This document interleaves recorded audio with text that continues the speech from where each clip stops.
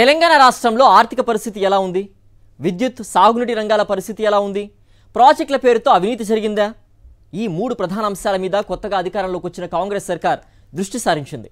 ఈ మూడు ముఖ్యమైన విభాగాలపైన ఆయా శాఖల మంత్రుల ద్వారా శ్వేతపత్రాలు విడుదల చేయడానికి సన్నాహాలు చేస్తున్నారు.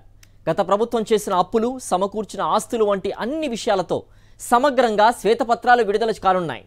తెలంగాణ రాష్ట్రంలో కొత్తగా ఎన్నికైన శాసనసభ్యుల ప్రమాణ స్వీకారంతో మొదలైన అసెంబ్లీ సమావేశాలు కొనసాగుతున్నాయి.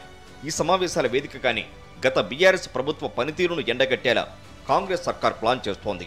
విద్యుత్, సాగునీటి రంగం, ఆర్థిక శాఖల్లో ప్రగతిని గత ప్రభుత్వం హైలైట్ చేయగా వాటి పరిస్థితి మేడిపండు చందంగా ఉందని కాంగ్రెస్ ప్రభుత్వం అంటోంది. ఈ నేపథ్యంలో మూడు ప్రధాన రంగాల్లో గత 10 ఏళ్లలో ఏం జరిగిందన్న విషయాన్ని అసెంబ్లీ ద్వారా ప్రజల ముందు ఉంచేలా శ్వేతపత్రాలను విడుదల చేయడానికి రేవంత్ సర్కార్ సిద్ధమవుతోంది. సమగ్ర సమాచారం, అధికారిక గణాంకాలతో పవర్ పాయింట్ ప్రజెంటేషన్ చేయబోతున్నారు. విద్యుత్ కొనుగోళ్లు, విద్యుత్ సంస్థల బకాయిల వరకు గత ప్రభుత్వ హయాంలో అనేక అక్రమాలు జరిగాయని కాంగ్రెస్ ఆరోపిస్తోంది.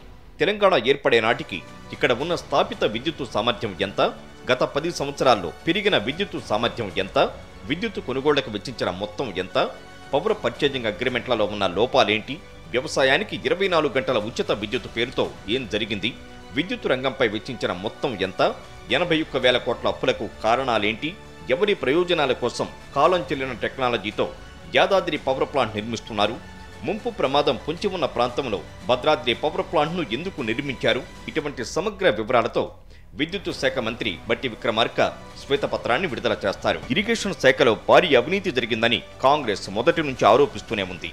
అధికారంలోకి వచ్చాక సేకరించిన ఆధారాలతో ఇరిగేషన్ శాఖలో గత 10 ఏళ్లలో జరిగిన వ్యవహారాలపై ఆ శాఖ మంత్రి ఉత్తమ్ కుమార్ రెడ్డి శ్వేతపత్రం విడుదల చేస్తారు.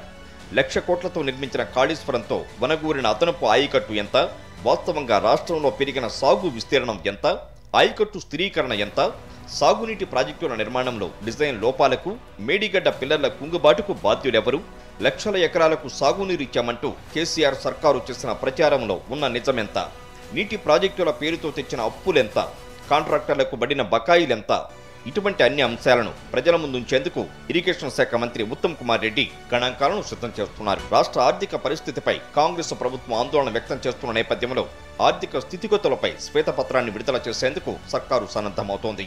16,000 కోట్ల మిగులు బడ్జెట్తో ఏర్పాటైన తెలంగాణ ఇప్పుడు 5.5 లక్షల కోట్ల అప్పుల్లో కూరుకుపోయింది. ఇవిగాక ప్రభుత్వ గ్యారంటీతో కార్పొరేషన్లు చేసిన అప్పుల భారం బాగా పెరిగింది. లక్షల కోట్ల అప్పుల వల్ల నెలకు 2,000 కోట్ల వడ్డీల భారం ప్రజల మీద పడుతోంది. గత ప్రభుత్వం ఎఫ్ఆర్బిఎం పరిమితికి మించి తెచ్చిన అప్పులు, చెల్లిస్తున్న వడ్డీలు, అదనపు నిధుల సమీకరణ కోసం చేసిన అంకెల గారడీని శ్వేతపత్రం ద్వారా రాష్ట్ర ప్రజానికానికి తెలుపుతామని ప్రభుత్వ పెద్దలు చెబుతున్నారు. కేవలం శ్వేతపత్రాలు విడుదల చేసి చేతులు దులుపుకోకుండా పవర్ పాయింట్ ప్రజెంటేషన్ ద్వారా సమగ్ర వివరాలను ప్రజల ముందుంచాలని కాంగ్రెస్ డిసైడ్ అయింది. పవర్ పాయింట్ ప్రజెంటేషన్ అయితే గణాంకాలు, గ్రాఫులతో సులువుగా వివరించే వీలు కలుగుతుంది. గత ప్రభుత్వాన్ని టార్గెట్ చేసేలా కాంగ్రెస్ ప్రభుత్వం ప్లాన్ చేస్తున్నందున తమకు పవర్ పాయింట్ ప్రజెంటేషన్ అనుమతి ఇవ్వాలని బీఆర్ఎస్ పార్టీ కూడా స్పీకర్కు విజ్ఞప్తి చేసింది.